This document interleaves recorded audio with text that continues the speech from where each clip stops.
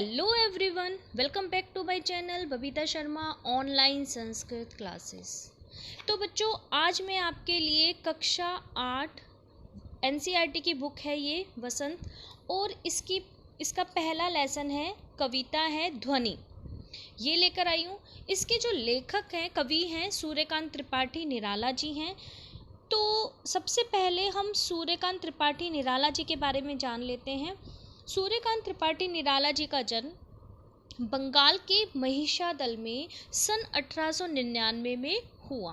वे मूलतः गढ़ाकोला जिला उन्नाव उत्तर प्रदेश के निवासी थे। निराला जी की औपचारिक शिक्षा 9वीं तक महिषादल में ही हुई। उन्होंने स्वाध्याय से संस्कृत, बांग्ला और अंग्रेजी का ज्ञान अर्जित किया। वे संगीत और दर्शन शास्त्र के भी गहरे अध्येता थे। रामकृष्ण परमहंस और विवेकानंद के विचारधारा ने उन पर विशेष प्रभाव डाला। निराला जी का पारिवारिक जीवन दुखों और संघर्षों से भरा था। आत्मीय जनों के असामयिक निधन ने उन्हें भीतर तक तोड़ दिया था, लेकिन साहित्यिक मोर्चे पर भी उन्होंने अनवरत संघर्ष किया और सन 1961 में उनका देहांत हो गया। अब उनकी प्रमुख काव्य रचनाएं हैं अनामिका, परिमल, गीतिका, कुकुरमुक्ता और नए पत्ते। इसके अलावा उपन्यास, कहानी, आलोचना और निबंध लेखन में भी उन्होंने ख्याति प्राप्त की। निराला रचनावली के 8 खंडों में उनका संपूर्ण साहित्य प्रकाशित है। तो ये तो थी निराला जी के बारे में थोड़ी सी जानकारी, उनका जीवन परिचय, जो आप कवि परिचय लिखते हो। तो अब हम करते हैं कविता। कविता का शीर्षक है ध्वनि। ध्वनि का मतलब आवाज़, साउंड। तो साउंड जैसे जो भी हम बोलते हैं, जैसे मैं बोल रही हूँ तो मेरी आवाज़ आ रही है आपको, ध्वनि है ये, ठीक है। तो इसका शीर्षक कवि ने ध्वनि रखा। ध्वनि से तात्पर्य यानी जो भी बात हम कहते हैं, जो भी हम बोलते हैं, जो भी आवाज़ हम सुनते हैं, है ना, उसका हमारे जीवन पर प्रभाव पड़ता है ना। ध्वनि के माध्यम से ही हम चीज़ों को समझ पाते हैं और उसके बाद हम बोल पाते हैं उसको। तो यहाँ पर ध्वनि का क्या अर्थ है? तो देखो, इस कविता के माध्यम से कवि हमें क्या संदेश देना चाह रहे हैं कि जो व्यक्ति जीवन में निराश हो गए हैं, जो उदास हो गए हैं, हताश हो गए हैं, जिन्होंने अपने जीवन में हार मान ली है, उन लोगों के लिए प्रेरणा देने के लिए उन्होंने इस कविता को लिखा है। ऐसे लोगों को वो प्रेरणा दे रहे हैं। तो देखो, कवि ने पहली पंक्ति में लिखा है, अभी न होगा मेरा अंत, अभी अभी ही तो आया है मेरे वन में मृदुल वसंत। अब यहाँ कहीं कहीं मेरे मन में लिखा हुआ है, लेकिन आपकी बुक में मेरे वन में लिखा हुआ है, ठीक है। मेरे वन में मृदुल वसंत, अभी ना होगा मेरा अंत। तो देखो, सबसे पहले तो मैं आपको ये बता दूं कि जब हम कविता पढ़ते हैं तो कविता को पढ़ने का एक अलग तरीका होता है। जैसे दोहों को पढ़ने का अलग होता है, चौपाइयाँ हम अलग तरीके से पढ़ते हैं, है ना। गद्य को, कहानी अगर हम पढ़ रहे हैं तो उसको हम सीधा सीधा पढ़ते रहते हैं, लेकिन कविताएं पढ़ने का एक अलग ढंग होता है। एक पंक्ति कवि ने लिखी है तो पहले आपको उस पंक्ति के बाद थोड़ा सा रुकना है। जैसे यहाँ है, अभी ना होगा मेरा अंत, अभी अभी ही तो आया है मेरे वन में मृदुल वसंत, अभी ना होगा मेरा अंत। तो जैसे हर पंक्ति के बाद आपको थोड़ा रुकना है और हर पंक्ति का अपना एक अलग अर्थ होता है। तो पहली पंक्ति है, अभी ना होगा मेरा अंत। तो इस पंक्ति में सूर्यकांत त्रिपाठी निराला जी कहना चाह रहे हैं कि अभी मेरा अंत नहीं होगा, यानी उनके जीवन में अभी अभी ही तो आया है, अभी अभी तो आया है मेरे वन में मृदुल वसंत। मेरे वन में यानी मन रूपी वन में, मृदुल मतलब कोमल, वसंत वसंत ऋतु, यानी अभी अभी ही तो मेरे जीवन में मृदुल कोमल वसंत आया है, यानी वसंत रूपी यौवन आया है। तो कवि कहना चाह रहे हैं, अब भाव देखो कवि का इसमें छिपा हुआ है यानी कवि कह रहे हैं कि अभी मेरा अंत होने वाला नहीं है, अभी अभी तो मेरे जीवन में वसंत आया है। तो वसंत ऋतु पर मैंने आपको बहुत सारी कविताएं भी पढ़ा रखी हैं, और मैं हर बार बताती हूँ कि वसंत जो ऋतु होती है वो उत्साह, खुशी, प्रसन्नता का प्रतीक होती है ना। चारों ओर हरियाली होती है, खुशनुमा माहौल होता है, पक्षी चहचहाते हैं, पेड़ पौधों पर नए कोमल पत्ते आ जाते हैं, चारों ओर खुशियाँ ही खुशियाँ, सुगंधित हवा बहती है, मन प्रसन्न हो जाता है इस वातावरण को देखकर। तो वसंत अपने आप में एक खुशी का प्रतीक है। तो जहाँ भी वसंत शब्द का जब कवि प्रयोग करता है, इसका मतलब खुशी के लिए आता है।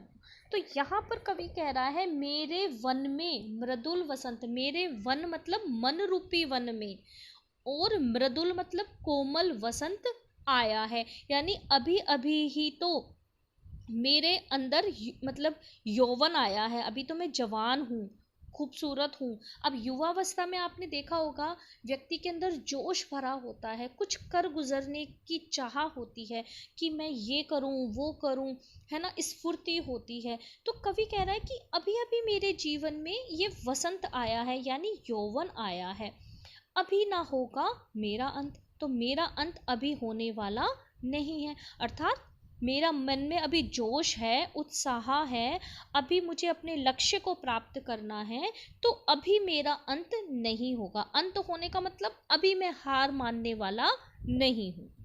ठीक है, अंत का मतलब जीवन का अंत नहीं, जीवन में हार नहीं मानना, मुझे अपने लक्ष्य को प्राप्त करना है। मेरे अंदर अभी जोश है, उत्साह है, अभी अभी तो जोश भरा है, क्योंकि अभी वसंत आया है, अभी युवावस्था उनकी आई है।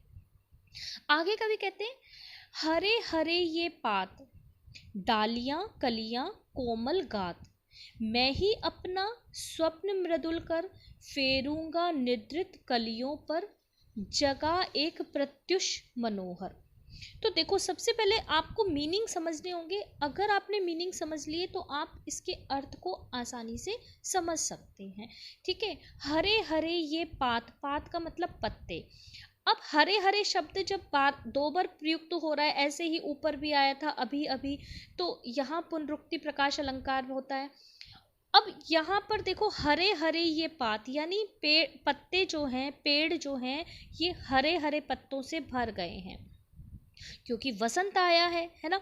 तो कवि ने प्रकृति का सुंदर चित्रण किया है। अब वसंत, मैंने आपको पहले बताया, जब वसंत ऋतु आती है तो चारों ओर हरियाली ही हरियाली हो जाती है। तो कवि कह रहे हैं चारों ओर हरे भरे पेड़ है, हरे हरे पत्ते पेड़ों पर आ गए हैं, और पेड़ों पर खिली हुई डालियां कलियां कोमल गात, गात का मतलब होता है शरीर।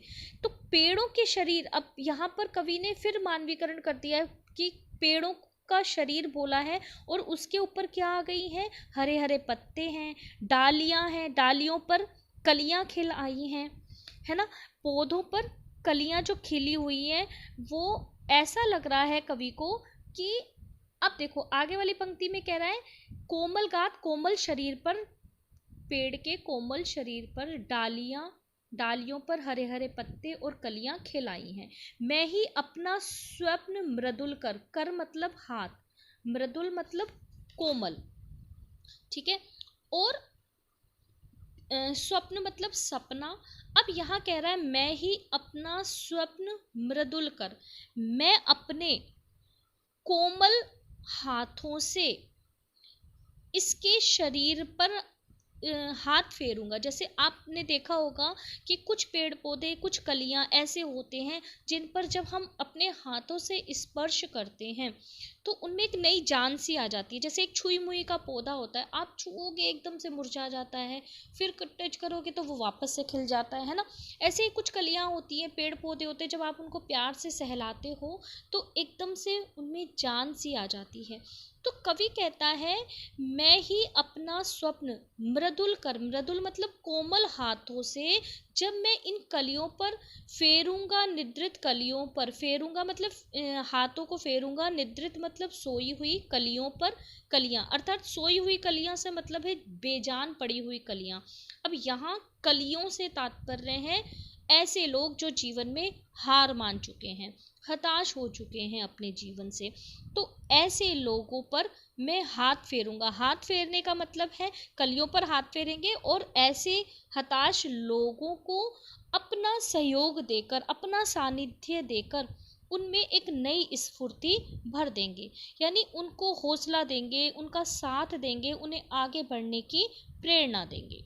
तो देखो, इस पंक्ति में कवि ने हारे हुए और निराश लोगों को सोई हुई कलियां कहा है, और जैसे सूरज के आने से पेड़ पौधे और कलियों में जान आ जाती है, ठीक उसी प्रकार से निराला जी ने भी अपने प्रेरणा रूपी सूर्य से निराश लोगों को, अपनी प्रेरणा रूपी सूरज से निराश लोगों के मन में उत्साह और उल्लास भरना चाहते हैं वो। तो आगे देखो कवि क्या कह रहे हैं। जगा एक प्रत्युष मनोहर। अब देखो, जगा एक मतलब उनको जगाना चाहते हैं। प्रत्युष का मतलब होता है प्रातः काल, जैसे सुबह सूरज के उदित होते ही सूर्य प्रातः काल हो जाती है, इसी प्रकार से ऐसे हताश निराश हो चुके लोग, हार मान चुके लोगों को वो नया जीवन देना चाहते हैं। जैसे सूरज हमें रोज नया जीवन देता है, सूर्य उदित होता है, उसी प्रकार से कवि भी ऐसे हताश लोगों को नया जीवन देना चाहते हैं जो अपने जीवन में हार मान चुके हैं। अब आगे देखो पंक्तियां हैं। पुष्प पुष्प से तंद्रालस लालसा खींच लूंगा मैं, अपने नवजीवन का अमृत सहर्ष सींच दूंगा मैं। अब इन दोनों पंक्तियों का देखेंगे। पुष्प पुष्प से तंद्रा, तंद्रा का मतलब होता है आलस, कि प्रत्येक फूल से, कवि कह रहा है कि प्रत्येक फूल से आलस को खींच लूंगा। आलस का मतलब लोग जो उदास हो चुके हैं, है ना, उनके उदास को, उनके आलसीपन को मैं खींच लूंगा, उसे निकाल कर बाहर मैं कर दूंगा। तो उसको बाहर निकालने की बात कवि कह रहा है, लालसा खींच लूंगा। उनके मन के अंदर जो लालसा भरी हुई है, उदासी भरी हुई है, लालच भरा हुआ है, लालसा मतलब तृष्णा, लालच, है ना, और उदासी, आलस्य, ये सब मैं खींच लूंगा। तो जैसे फूलों में से, अब फूल जो होते हैं रात को सो जाते हैं एक तरह से, है ना, और जैसे ही सूर्य उदित होता है तो उनमें एक नई जान आ जाती है, उनका आलस्य समाप्त हो जाता है, वो खिल जाते हैं, ऐसा लगता है कि वो खिलखिला रहे हैं, है ना। उसी प्रकार से कवि कहता है कि जो लोग निराश हो गए हैं अपने जीवन में, हताश हो गए हैं अपने जीवन में, ऐसे लोगों के अंदर से मैं आलस्य को और लालसा मतलब उनकी तृष्णा को, उनके लालचीपन को खींच लूंगा, अर्थात निकाल दूंगा, उनके शरीर से उसे बाहर निकाल दूंगा। अपने नवजीवन का अमृत सहर्ष सींच दूंगा मैं। अब कवि कहता है अपने नवजीवन का, यानी सभी लोगों को नया जीवन कवि देना चाहते हैं, इसलिए वो कह रहे हैं कि मैं हर पुष्प से आलस व उदासी खींचकर उनमें नए जीवन का अमृत भर दूंगा, नया जीवन रूपी अमृत उनमें भर दूंगा। यानी जो व्यक्ति हार मान चुके हैं, जो कई तो ऐसे भी होते हैं जो अपना वो ज़िंदगी जीना ही नहीं चाहते, वो अपनी ज़िंदगी को समाप्त कर देना चाहते हैं, तो कवि कह रहा है उनके, ऐसे लोगों के जीवन में एक नया जीवन में ऐसे लोगों को मैं दूंगा, उनके जीवन में अमृत भर दूंगा मैं। आगे कवि कहते हैं द्वार दिखा दूंगा फिर उनको, है मेरे वे जहां अनंत, अभी ना होगा मेरा अंत। अब कवि कह रहा है इन पंक्तियों में कि मैं सोए हुए फूलों यानी निराश लोगों को जीवन जीने की कला सिखा दूंगा, मतलब उनको एक नया रास्ता दिखा दूंगा, द्वार दिखा दूंगा, उनको एक नया रास्ता दिखा दूंगा कि तुम्हें अपनी ज़िंदगी कैसे जीनी है ना। तो ऐसे निराश लोगों को जीवन जीने की मैं कला सिखा दूंगा, फिर वो कभी उदास नहीं होंगे और अपना जीवन सुख से व्यतीत करेंगे। अब कवि का मानना है कि जैसे जो युवा पीढ़ी होती है वो परिश्रम करती है और मनचाहा लक्ष्य भी वो प्राप्त करना चाहती है ना, और इस आनंद का कोई अंत भी नहीं होता। तो कवि कहता है कि जब तक वो थके हारे लोगों और युवा पीढ़ी को सही राह नहीं दिखा देंगे, तब तक है मेरे जहाँ अनंत, अभी ना होगा मेरा अंत, तब तक मेरा अंत नहीं होगा। कवि कह रहे हैं कि मैं इस युवा पीढ़ी को, उनको अपने लक्ष्य तक पहुंचाने में मदद करूंगा, मैं उन्हें सही राह दिखाऊंगा, और जब तक मैं ये कार्य नहीं कर लेता तब तक मेरा अंत नहीं होगा। तो ये जो कविता है, इसका देखो पहले वाला ही प्रश्न जो आपका बनेगा वो आपका यही बनेगा कि कवि जो हैं, कवि को ऐसा विश्वास क्यों है कि उनका अंत कभी नहीं होगा। तो देखो कवि को ऐसा विश्वास इसलिए है क्योंकि वो अभी कमज़ोर नहीं है, अभी तो उनके अंदर एक जीवन जीने के लिए उत्साह है, प्रेरणा है, ऊर्जा है। तो वे कभी भी उन्होंने अपने जीवन में हार नहीं मानी। तो वो कह रहे हैं कि मनुष्य तभी स्वयं का अंत मान लेता है जब वह अपने अंदर की ऊर्जा को, उसकी अंदर की ऊर्जा क्षीण हो जाती है, समाप्त हो जाती है ना, उसका उत्साह कम हो जाता है। लेकिन कवि कहता है कि जो प्रेरणा होती है, अगर हम किसी को प्रेरणा देते हैं तो वो उसके जीवन में ईंधन का कार्य करती है। ईंधन का मतलब जैसे आग जलाते हैं हम, तो जब इसीलिए कवि ऐसे मनुष्यों को जो अपने जीवन में हार मान चुके हैं, उनको कवि नई प्रेरणा देना चाहते हैं। तो वो कहते हैं कि जब तक मैं ऐसे लोगों को सही राह नहीं दिखा देता तब तक मेरा अंत नहीं होगा। यानी उनको ऐसा विश्वास है कि वे अभी अंत की ओर जाने वाले नहीं हैं जब तक वो अपने लक्ष्य को प्राप्त नहीं कर लेते। तो उम्मीद है आपको कविता समझ आई होगी। धन्यवाद।